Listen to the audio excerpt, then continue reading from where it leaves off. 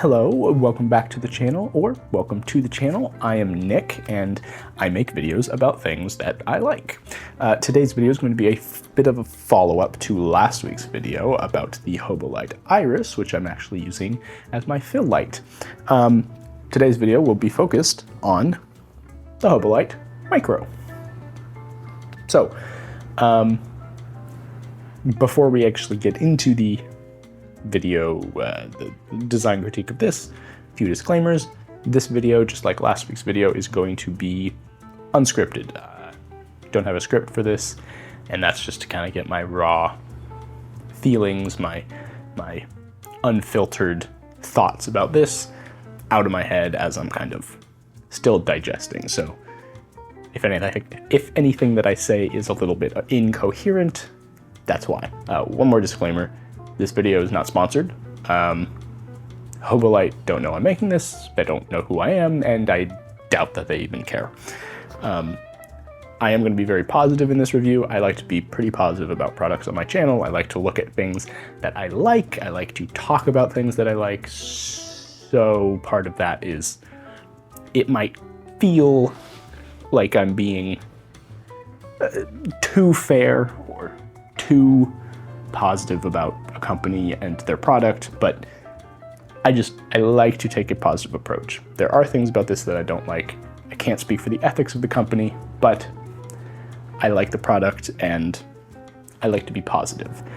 I will be doing a review of all three of the more budget lights in their system after I do a first look and kind of first impressions of the Hobolite Mini. And that should be coming next week if everything goes to plan.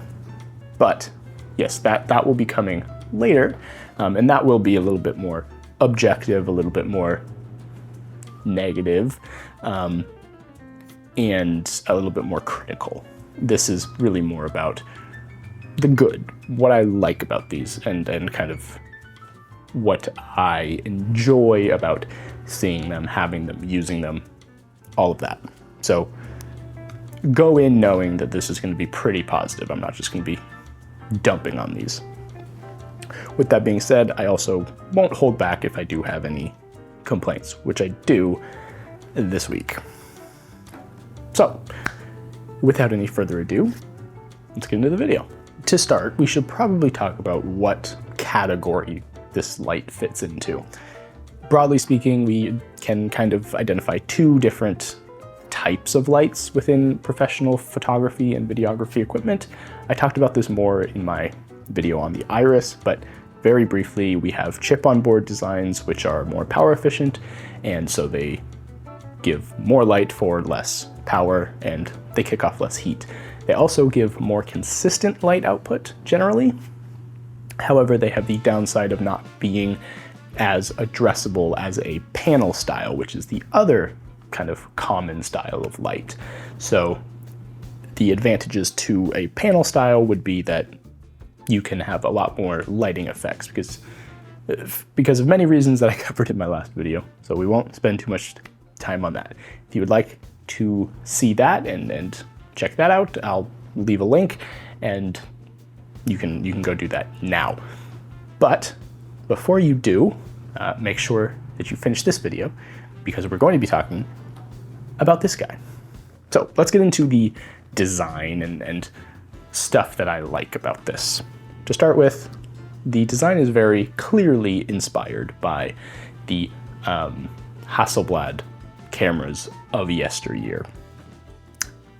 If you're not familiar with Hasselblad's cameras, they kind of are they're very notable for having this boxy, long, tall rectangle design. They were usually bigger than this, but you would look down into the prism that would reflect the light up onto a little kind of proto screen that you could then see what you're going to shoot. So you would kind of hold them like this and you would shoot. This camera is mostly just pulling from that visual style, that kind of general guttural instant reaction if you're familiar with Hasselblad's cameras. They don't really pull any of the functions, is what I'm trying to say.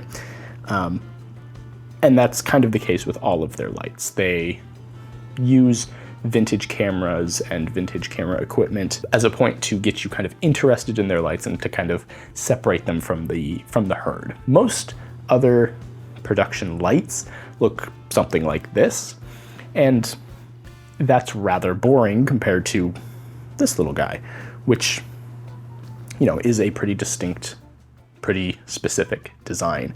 And in that specific and distinct design, we get a really interesting kind of phenomenon that happens when you do this kind of design practice. In pulling inspiration from Hasselblad, they are effectively taking some of their clout, taking some of their reputation, and transferring it into this product. Now, obviously, people going in know that this is not made by Hasselblad, but it makes you think of Hasselblad, and it makes you think of high quality equipment, high quality gear. So, while obviously entirely different company, no, as far as I'm aware, no affiliation with Hasselblad, they do kind of creep into that zone. And I think this is on purpose. I think this is not just because they want to reference older camera equipment. I think this is specifically because they do want their gear to come across as high quality. And they do that in a few ways. One, obviously, the general design form factor looks like a Hasselblad camera, but a little small.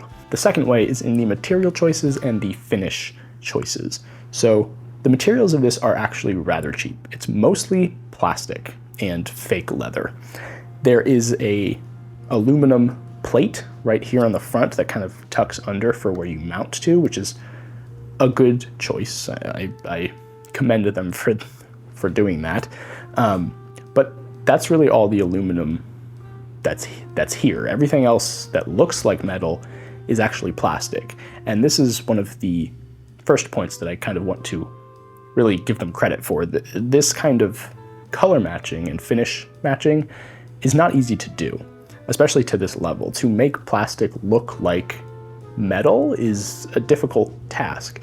Now, it's made a little bit easier by the fact that this is a anodized aluminum, so it doesn't have quite the same organic, natural metal look, but that doesn't take away from how impressive it is that they were able to match this so well with plastic and what is effectively probably not a paint, but, you know, potentially is a paint.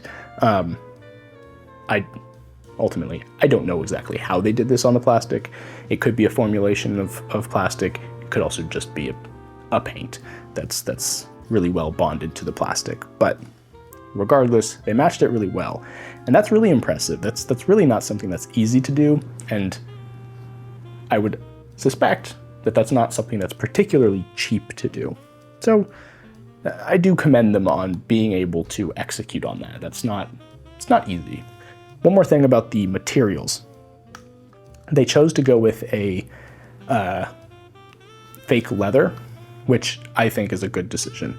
I don't know why more things don't go with more natural materials. They just feel high quality. They feel good.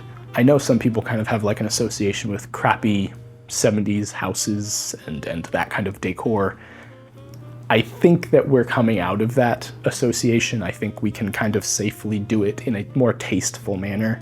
And I think this is a really good example of that. I don't think this looks tacky. I don't think this looks like quaint or anything. I think it looks classy. I think it looks really, really good in pretty much any lighting condition. This is a really easy product to shoot because of all the choices that they made for materials and finishes. Yeah, and I think the way that they balanced the transitions between the materials is really good. The fact that they put this black border around all of the leather is that's a really good, subtle addition that I think really adds a lot of quality. The reason that you would do something like this, similar to panel gaps, is to obfuscate the unevenness of your manufacturing and make it a little bit less obvious when there are variations between the leather and the actual plastic housing itself. So, as well as just making it kind of feel more integrated. It gives it more of a transition. It's not as harsh as it would be from like a dark brown leather to a light titanium kind of finish. The other point that I think they excel at is just the overall prowess that's on display here from a design standpoint. They have a lot of really interesting use of chamfers and fillets and different design motifs that they kind of carry out throughout the entire design, and all of them just work really well together. They balance really well, and they kind of talk to each other really well. For example, they have this chamfer that goes around the outer edge, and it kind of blends into this back chamfer, which I think helps it not just feel like they just, opened up a box in SolidWorks and threw a chamfer on the edge. They put a lot more thought into this, and that is the kind of thing that can lead to a much higher quality feeling product, even if really what they're doing is effectively very simple. It can really lean into the high quality feel. It is those really small things that lead to your product feeling higher quality than it might actually be. But while we're still on the positives, this light also boasts the same really nice knob that the Iris did. I really like this knob. It's got a really nice click. It's got a really good tactile feel.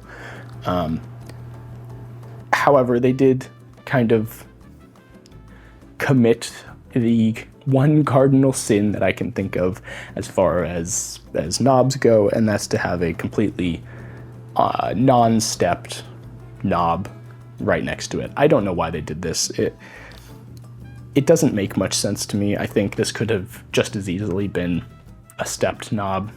I wish that they had gone with a stepped knob there. They didn't. That's entirely their choice. If I really wanted to, I could probably mod it, but I'm not going to. I just would have preferred if this had a stepped knob. But back to the positives. The last thing is that they include a lot of features in this that I think really expand on its usability and add to the practicality of owning this and using it. The first of those things is its battery. So in the Iris, we had a fully built-in battery, no expandability, no swappability.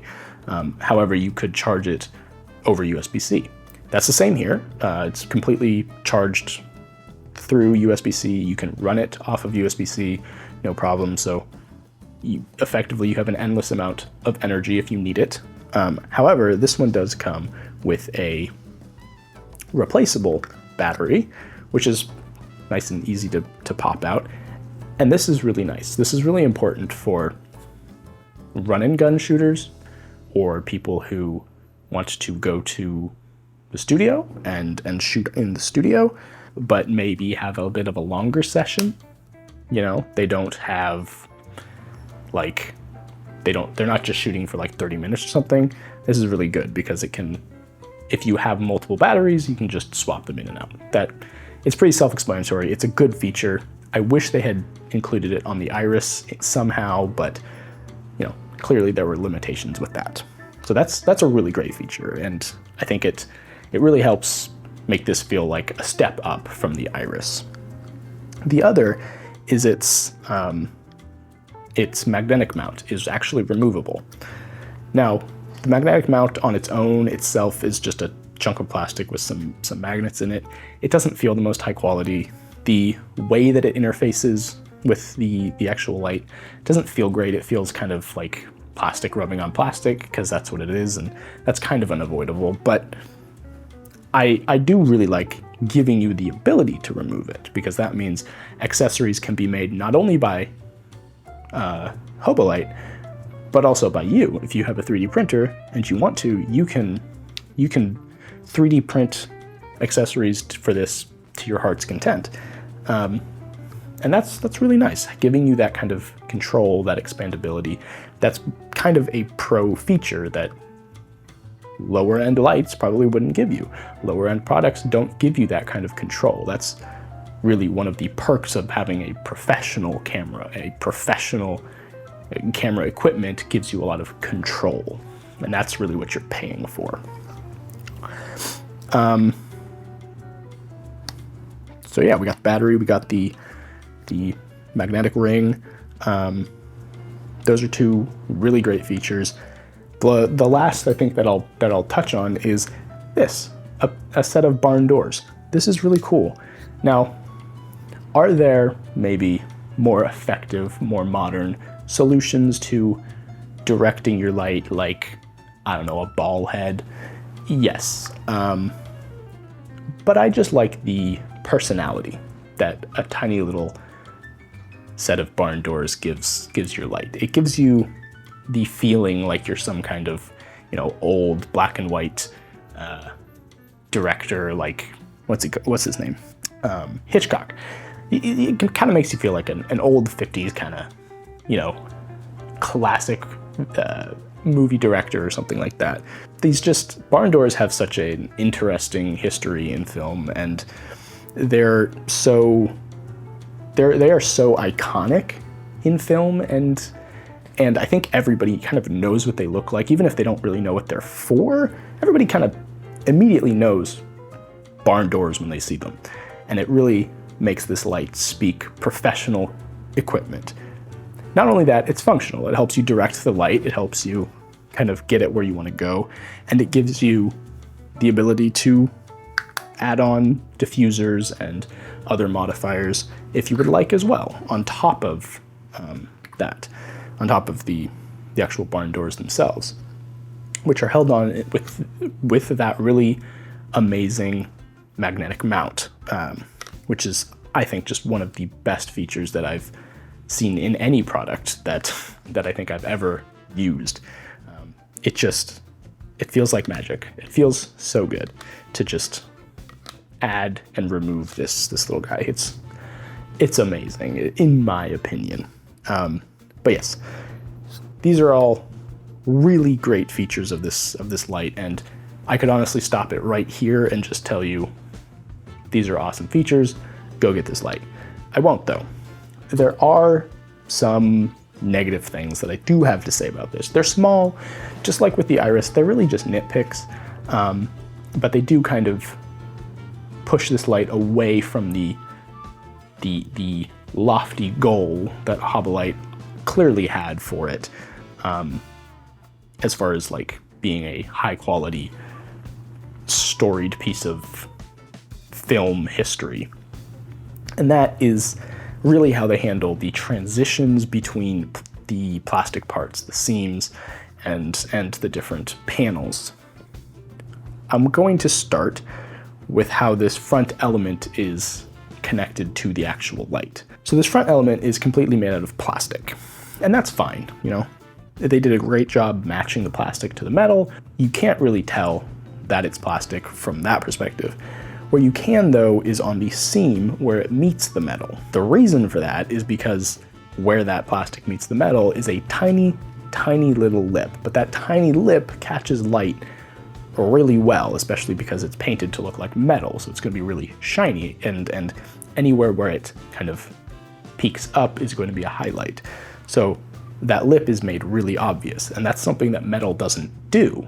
It's those things that really make something feel like quality. And I think it could have been avoided. In this ring, they have it kind of overlap the sides by cutting out the plastic and having it sit above the chamfered side rails. And that's fine, but again, that shows off, that exhibits that plastic lip. I think if they had gone the other way and cut out these chamfered bits and inset the element into the metal, had it sit down inside of it, that would have completely gotten rid of this issue for me, because that would have completely hidden the seam and completely hidden that little edge that just kicks off just enough light for it to be completely obvious. So if they had just set that in like literally, I don't know, 1/10 of an inch, that would have been, I think, enough to really mask this. So that's just something I think that they could have done to improve on the design. It's not a deal breaker, but it does kind of take away a little bit from the feeling of quality. The other thing is this screen in the back. The screen is fine. The quality of the screen is fine. It functions, it does its job. That's all good. The bezel, however, not so much. So this is what the screen looks like when it's lit up. The actual screen itself, like I said, totally fine, totally good. What I don't understand is why, one, they didn't put the battery, Bluetooth, and fan elements in the center. Everything else is centered. I don't know why they decided to put it over in the right. I presume that's just a holdover from how like phones do it, so they were just like, sure, we'll do it that way too. I don't know. I think it would have been better to have everything centered, and if they had done that, then they could have brought the plastic bezels around the screen in right up to the edge of the screen itself and kind of rounded off those corners. These really sharp corners on screens, to me, just really scream low quality. And that's not to say sharp corners in general are bad or low quality. That's not the case. But everything else about this has rounded corners, rounded edges. The design language of this leads me to believe that these corners should be rounded, but they're not, which just kind of makes it stick out and makes it look kind of slapped on, which it should look integrated. And I think it could look integrated if they had just pushed it back just a bit and pulled the plastic around it in to the extent of the actual screen itself, and then just rounded off those corners. I think that would have been perfect. I think that would have really tied it together. Or I guess they could have used a much better screen so that, and had like an OLED screen so it could be true black, but obviously that would be more expensive. So that's probably why they didn't do that. I think my proposed solution could probably be implemented a little bit easier than just increasing the quality of the hardware. Yeah, I'll give you a bit of a demo of, that's kind of its brightest. Yeah, and let's see. Yeah, that's kind of like its brightest brightest setting. It's a pretty good level of brightness. So as far as that goes, you don't really have to worry. Obviously, it's not going to like light up an entire studio, but you don't get a light like this to light up an entire studio. If you're expecting that, you're expecting too much, and do a little bit more research, because that's not this guy. No, but other than that, I mean, I think this is a really successful design. It's a really beautiful design. I think overall, they're very successful in communicating quality and communicating prestige with this design. I think it falters in a few spots, like I've mentioned throughout the video, but overall, I think this really does read as an incredibly high quality product. It feels good. It looks good. It's similar to the Iris. I love using this. I always look forward to turning it on and messing around with it to get the lighting just right. It just feels good to use. It looks good, and I like just having it. And to being able to put it on display when I'm not using it just makes my kind of gear shelf look just a little bit better. And, you know, yeah. All in all, though, I just really love this light. I think it's incredibly high quality. It's fun to use. I like using it. I like having it. I like looking at it. I'm not going to tell you to buy it. That's up to you. That's a decision that's up to you, and you need to work out your finances and see if that's tenable for you, but if you can, if it works for you, if it's something that can serve your needs, I highly recommend this as a product. But that's it for today's video. Yeah, I hope you liked this. I hope it was somewhat understandable. I hope my ramblings didn't go on for too long. I'll try to keep it cut down, kind of short. Yeah, thank you so much for watching. I hope to see you here again. Make sure to like, subscribe, comment, ring the bell, all of that stuff. I always love hearing from you, so yeah, remember to go ahead and leave a comment if you have something to say. Other than that though, thank you so much for watching, and I hope you have a great day.